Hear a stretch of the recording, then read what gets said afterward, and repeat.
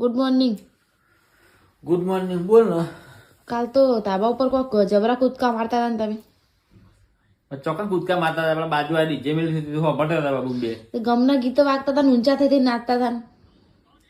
ગમના ચો વાગતા હતા. પેલા 5 વાગે ને પગમાં દુખે. ઓ કઈ તો મને ખબર હે પગ તમારા દુખ પણ હવે તો પગ ના દુખવા દઉં ને હું તમારા. હા બાબુ મસાલા આવી દીધો અથવા હું લઈ ગયો તો.